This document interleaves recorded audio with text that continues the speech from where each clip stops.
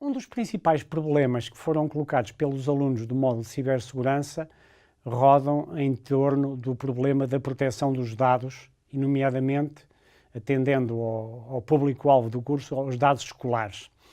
Mas também, como todos nós somos cidadãos e utilizadores destas redes, é natural que alguns destes conselhos façam sentido para fora do ambiente escolar.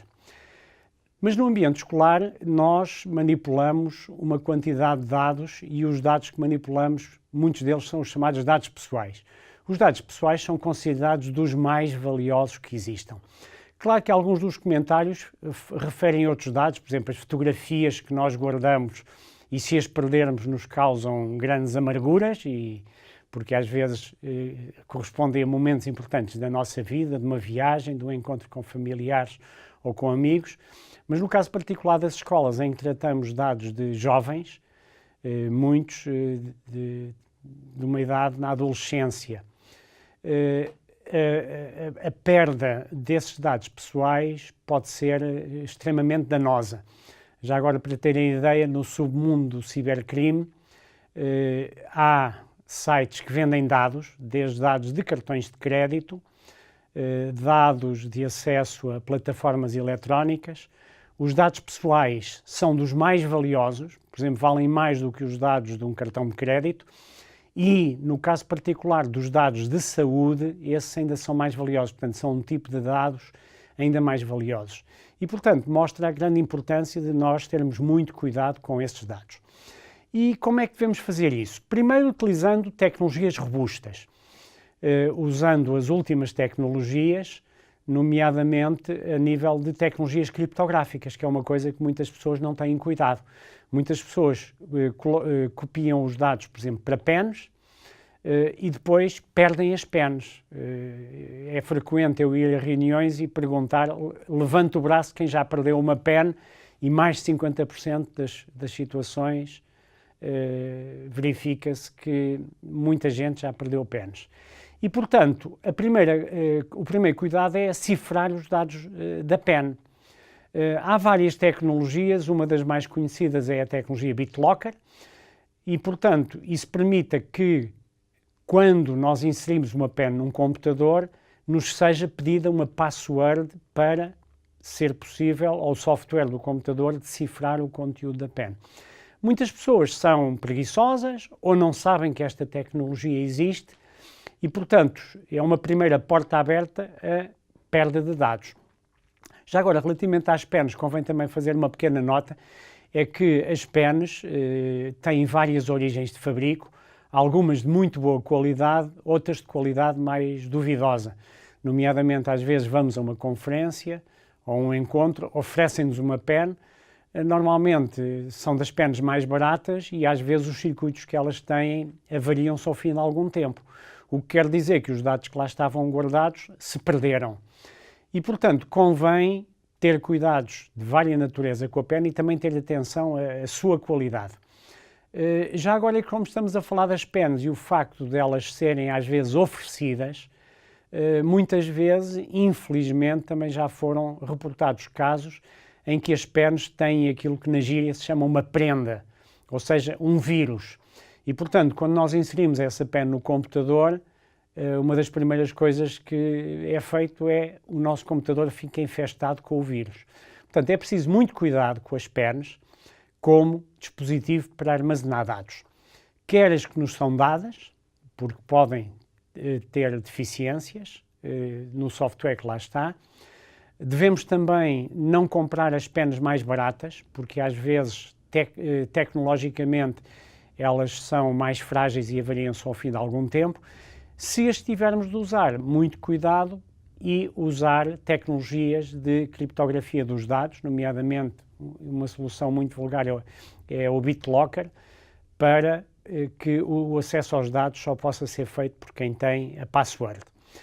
Uma técnica semelhante, mais sofisticada, são os discos externos. Portanto, discos externos que normalmente se ligam ao computador através da porta USB.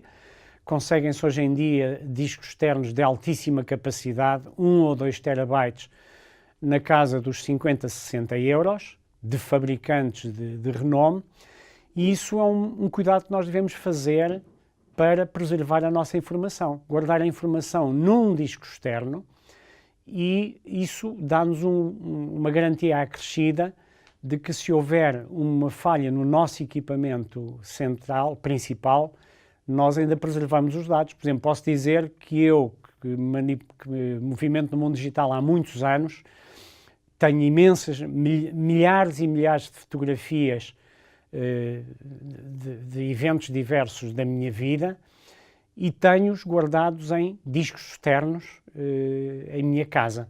Já agora, um cuidado que também eu tenho é, como os discos externos têm uma tecnologia que também não é de uma robustez à prova de tudo. Por exemplo, se eu deixar cair o disco externo, há uma probabilidade grande dele ter avarias.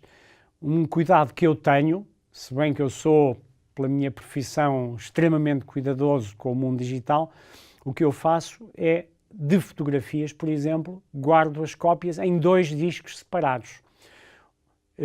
E, portanto, é um cuidado que eu tenho.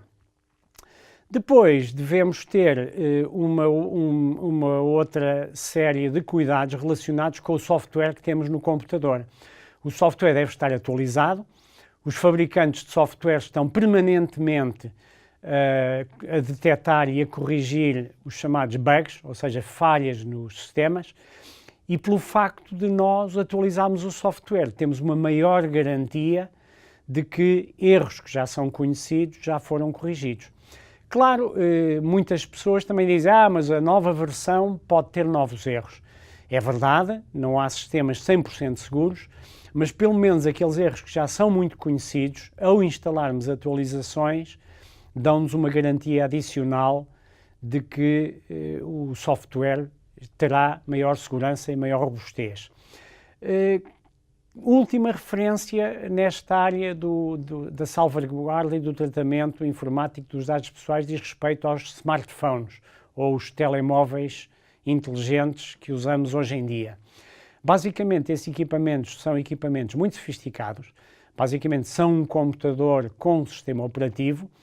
Nós instalamos muitas vezes inúmeras apps e é frequente pessoas instalarem apps que não lhes interessam e esquecem-se de as desinstalar. Portanto, conselho, nos smartphones, não instalar apps a não ser que sejam muito necessárias. Se já não as utilizamos, devemos apagá-las. Posso dar o exemplo também como é que eu faço como utilizador. Eu até também, mais uma vez, pela minha vida profissional, preciso testar algumas apps, mas não as testo no meu smartphone principal. Tenho outro smartphone que é para testes, onde instalo as aplicações que quero testar e, portanto, o meu equipamento principal, que anda sempre comigo, tem um ambiente seguro na medida em que eu procuro controlar as aplicações que lá tenho e são estritamente aquelas necessárias. E, portanto, terminava aqui este primeiro vídeo sobre o problema da proteção dos dados pessoais em ambiente escolar, mas também pessoal.